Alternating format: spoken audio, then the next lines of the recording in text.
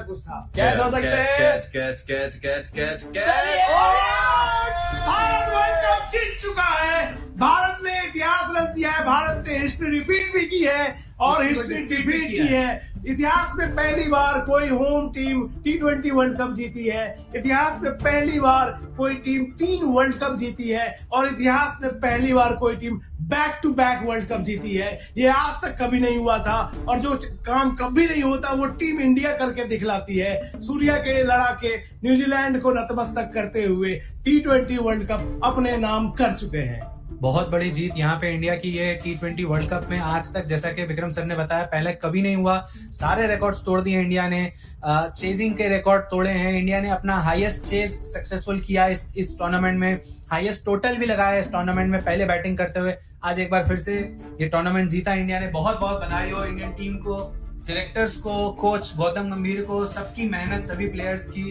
खास करके ये देखिए ना, इसको देखिए क्रिकेट कितना ऐसा गेम है। इस टूर्नामेंट में अभिषेक शर्मा पहले मैच में आउट हो जाते हैं, 0 पे लगातार डक्स होते हैं। आखिरी विकेट देखिए किसको मिला, आखिरी फाइनल में आकर के उनको विकेट भी मिला। सर्कल कंप्लीट हुआ, सर्कल पूरा कंप्लीट होता है कि आपने अपना वर्ल्ड कप डेब्यू डक से किया, उसके बाद आप वर्ल्ड कप जीत रहे हो और अपनी टीम के लिए फाइनल में आपने एक विकेट भी लिया, एक 50 भी लगाई अपनी टीम और को। ये 96 रन की जीत भारत की T20 वर्ल्ड कप सबसे बड़ी जीत भी है। सबसे बड़ी अभी जीत, तो बिल्कुल सेलिब्रेशन बिल्कुल। शुरू हुआ है पूरे देश में। अभी सेलिब्रेशन का दौर चलेगा।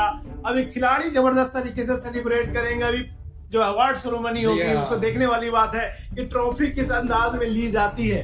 मजा आ गया, जबरदस्त मैच। आप लोग कमेंट कीजिए, लाइक कीजिए। टीम इंडिया जीती है तो एक लाइक तो आपकी ओर से बनता ही बनता है। एक लाइक जरूर कीजिएगा। चलिए अब एक बार वर्ल्ड कप को रिवाइंड करते हैं पूरा और अपने तीनों पैनलिस्ट से पूछते हैं, निखिल, इस वर्ल्ड कप का इंडियन टीम से जुड़ा हुआ सबसे favourite moment apart from this moment. World cup जीता तो सबसे बड़ा मोमेंट होता ही है, लेकिन सबसे बड़ा मोमेंट इस वर्ल्ड कप में आपको क्या लगा?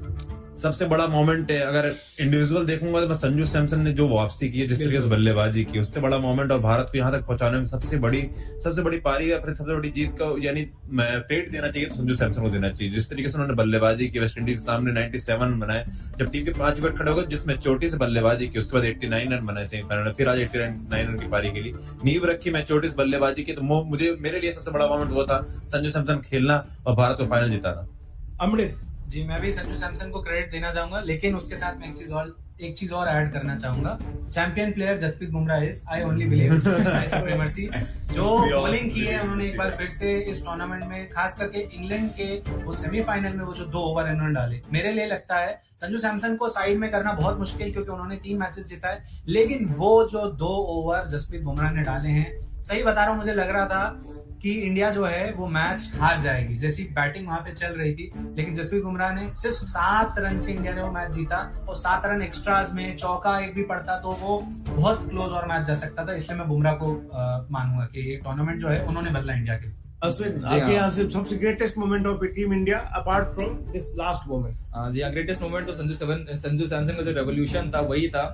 और मैं प्रॉपर ये एक 3 प्लेयर्स, मेरे टॉप 3 प्लेयर्स में जो टीम इंडिया से रहे तो वो संजू सैमसन, जसप्रीत बुमराह। और मैं बुमराह भी वही कहूंगा कि जो वेस्ट इंडीज वाला मैच था वहां पे उन्होंने एक ही ओवर में सिमरन हेटमायर और ऑस्टन चेस को पवेलियन भेजा था और बड़ी शानदार गेंदबाजी करते हुए विकेट लिए थे। इंग्लैंड के खिलाफ क्रूशियल ओवर्स डाले थे और वो 6 से 9 रन के ओवर्स डाल के टीम को जीता है। तो फाइनल में फिर एक बार 4 विकेट लिए। तो उन दोनों ही साइमल्टेनियस मुकाबले में बैटिंग में अगर संजू सैमसन जो काम कर रहे थे वही काम बॉलिंग में जसप्रीत बुमराह ने किया। और इनके अलावा जो मुझे इम्पैक्टफुल लगा सबसे ज्यादा, जिनका रेवोल्यूशन बहुत ज्यादा था, वो था ईशान किशन। और उन्होंने वो पारियां खेली जो मतलब आप देखिए जो इग्नोरेबल पारी, मतलब आप कई बार उनका नाम नहीं लेते, लेकिन उनकी ऐसी पारियां थी जो शुरुआत में जब आपको कोई और नहीं, पाकिस्तान के खिलाफ 77 बनाया और इतने इंटरेस्टिंग केमियोस खेले जो टीम के टॉप स्कोर भी बने यहाँ पर। तो मुझे लगता है कि ईशान किशन ने वो रोल प्ले किया है जो इस टूर्नामेंट में एक वो फिलर जो नहीं रहता कि एक सब्जी में नमक अगर डाल दिया जाए तो सब्जी का स्वाद बढ़ जाता है और नमक अगर बहुत ज्यादा हो जाए तो खराब हो जाती है, कम रहे तो भी खराब। तो ईशान किशन ने वो एग्जैक्ट काम किया है कि वो उस नमक का काम किया है कि आप एग्जैक्ट जितनी आपको जरूरत थी टीम को उतना उन्होंने परफॉर्म कर दिया, तो बेस्ट परफॉर्म किया। तो मुझे लगता है ये 3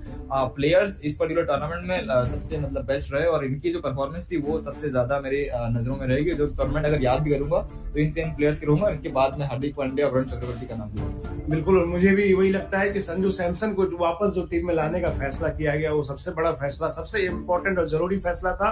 और संजू सैमसन ने वर्ल्ड कप पूरा भारत की तरफ से टर्न अराउंड किया। जी हाँ। इंडियन टीम के प्लेयर्स के शोल्डर्स गिरे हुए थे, चेहरे मायूस थे और सबको लग रहा था कि अब यहाँ से टूर्नामेंट जीतना बहुत मुश्किल है। जी हाँ। हम पैनलिस्ट भी आपस में कई बार इतने चिढ़ गए थे इंडिया को फंसते हुए देख करके, आपस में बार बार बहस हो रही थी। लेकिन संजू सैमसन जब से आए, जब से उन्होंने कंट्रोल में लिया है, और मैं अश्विन को कहूंगा अगर सूर्या अगर रिटायर होते हैं और तो श्रेयस को तो जरूर बना सकते हैं, लेकिन मुझे लगता है संजू भी एक अच्छी लीडर, टीम के कप्तान संजू सैमसन भी हो सकते जी। हैं। एक्चुअली मैंने कहा कि जब कप्तानी के ऑप्शंस देखे तो मैंने आपको 3 ऑप्शन दिए थे कि पहला अगर श्रेयस आ रहे तो बिल्कुल आपने स्ट्रेट वे कप्तान मत बनाइए, आप हार्दिक को बनाइए, और अगर हार्दिक को आप रिस्पॉन्सिबिलिटी नहीं देना चाहते तो फिर संजू सैमसन उतना बड़ा नाम है। लेकिन वही था कि आपने जिस तरीके से उन्हें बाहर किया था पिछली बार प्लेइंग 11 में, तो अगर जिस तरह का टूर्नामेंट आप उन्होंने खेल लिया तो उस हिसाब से बाहर उन्हें अगले 2 साल तक नहीं किया जाना चाहिए।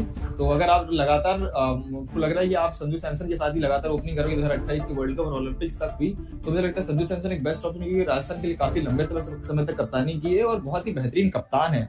और इस टीम में जो इस पर्टिकुलर टीम की अगर मैं बात करूं तो हार्दिक और संजू 2 ऐसे प्लेयर्स जो कप्तानी में भी बहुत अच्छा रोल निभाते हैं और अपने आप को प्रूव कर चुके T20 क्रिकेट में, IPL क्रिकेट में और अपने डोमेस्टिक टीमों के लिए। तो मुझे लगता है कि संजू सैमसन बहुत बड़े प्रोस्पेक्ट है। अगर टीम इंडिया में देख रही है 2 साल के लिए तो स्ट्रेट अवे उनको कप्तान बना सकते हैं, और नहीं तो फिर हार्दिक पांड्या और आपके पास श्रेयस अय्यर के ऑप्शन रहेंगे। विराट कोहली जी की भी पोस्ट आ गई है। देखिए विराट कोहली ने भी कांग्रेचुलेट कर दिया टीम इंडिया को। लिखा है उन्होंने कि champions phenomena will win from team India in Ahmedabad, absolutely no match for the explosive cricket played by us, brilliant character shown by the boys to keep fighting in tough situations, congratulations to all the players, jai hind।